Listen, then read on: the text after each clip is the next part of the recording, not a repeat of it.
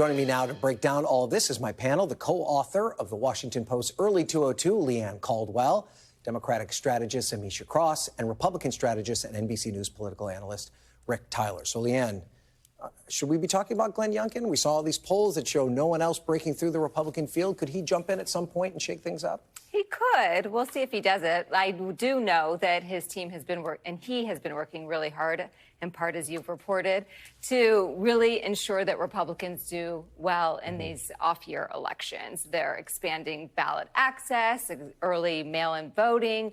They're really trying to ensure that Republicans do well. And so we'll see. I'm talking to a bunch of Republican strategists who don't really believe the hype around Youngkin, that he's going to be the savior, but he might be setting himself up in case Donald Trump and the others collapse. Well, there's more at play here, Rick, than just whether or not Youngkin runs for president.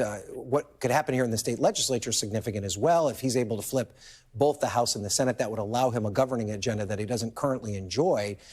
That would certainly set the stage for him to make an argument to national Republicans that he's able to do something in a purple state that maybe others can't. I think there's no doubt that they're having this argument. The team is having this argument. Youngkin's having this argument, and donors are having the argument. But he does have to win the Senate first.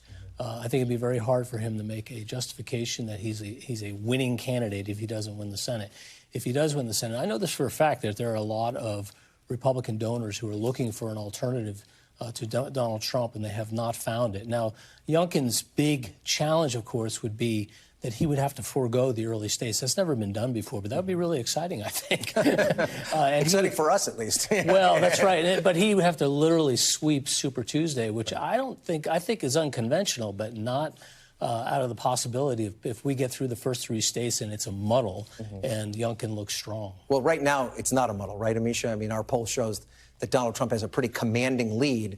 And if these other Republicans can't take Trump down, and he has a commanding lead after those first three states, not the muddle, which Rick is describing, would there be any shot for Youngkin to come in at the last minute? It will be extremely tough. I mean, we have a situation where by double digits and even more at this point, 30% polls, some 40, where you're seeing Donald Trump basically command regardless of the indictments in multiple jurisdictions. Glenn Youngkin, though, I think that he could be a sleeper here because, quite frankly, his fundraising and his own pockets are very deep. But in addition to that, he has run what I would consider an almost pitch-perfect Republican leadership across the country when it comes to everybody spotlighting Virginia. One, because he's used anti-CRT, he's used a lot of the culture war issues himself, but he hasn't done it in a way that is as bombastic as what we've seen from Florida Governor Ron DeSantis. He's been very smart about his approach. He also won Virginia by essentially telling Donald Trump to stand back. He used a lot of Trumpy rhetoric in terms of the policies that came out of it, but he was very cautious as to not have Donald Trump there. And I think that he's still an extremely wise strategist here. Well, it's interesting you point out that he hasn't had the same sort of agenda that Ron DeSantis has. Democrats would argue that's because he hasn't had the votes in the legislature, right? This is what Senator Kaine told me about that. Could he potentially turn Virginia policy in a pretty far right direction as a way to establish himself as a national Republican You think figure? about a DeSantis model, and, I think Governor Youngkin has often talked about Governor DeSantis of Florida as kind of a role model for him as a governor. With two Republican houses, look, you see efforts underway around Virginia in some local school jurisdictions to ban books, pull books out of school libraries, pull books out of the public library system. You will see an effort to end Virginia's status as the only southern state that follows Roe v. Wade, and you'll see efforts to dramatically change voting rules, even though the expanded voting rules helped Governor Youngkin win in 2021. Now, he can't run for re-election, Rick, so could he just go all in on these Republican policies to make him a more attractive national Republican candidate? I think part of his attractiveness, as you outlined very, very well, by the way, is going to be that he is sort of an unknown. So when I say that there is a muddle after the first three states, I don't necessarily mean that Donald Trump's going to lose. He may or may not lose. But remember, Iowa is well established because people get organizations there, and then the rest is like people are semi-organized in Virginia. They're not organized in South Carolina. And then it's Super Tuesday. Nobody's organized because there's no money to do all that. And he may, if these indictments go through and we have court dates, things could change very, very quickly.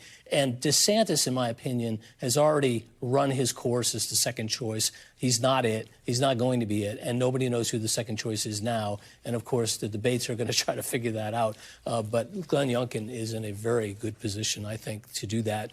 It would be unconventional, but he might be able to pull it off. All right, let's talk where things are established, Leigh Ann, and that is Iowa. And our new poll out today showing Donald Trump holding on to this commanding lead.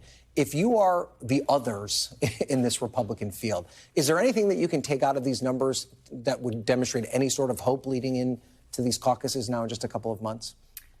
Well, it's interesting. Looking at these numbers, especially the favorable versus unfavorable numbers, the people who are underwater, the candidates who are underwater, are the candidates who have been attacking Donald Trump. Mike Pence, Chris Christie, Asa Hutchinson. And so maybe that is not the path to winning the Republican primary. They might have alternative motives, especially Chris Christie and Asa Hutchinson.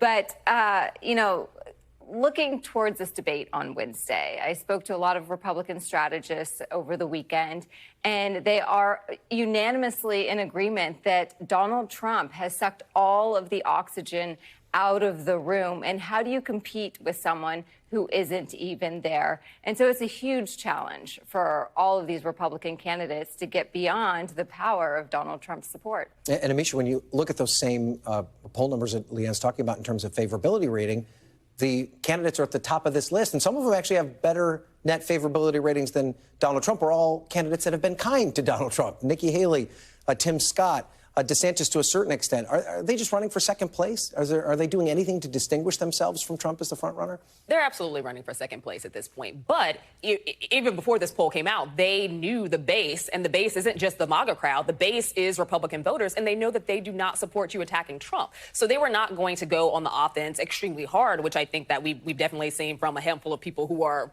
at the bottom of this poll. But they weren't going to do that because they still have to court that base. But the issue they're going to have is how do you separate yourself from the top guy? Because aside from Donald Trump saying essentially that there was a place in his cabinet for Tim Scott, I don't know where the rest of them will end up. And I think that as this becomes more and more, you know, less steady, I guess, as we continue to go, because we're still over a year out of the election. Anything could happen between now and November.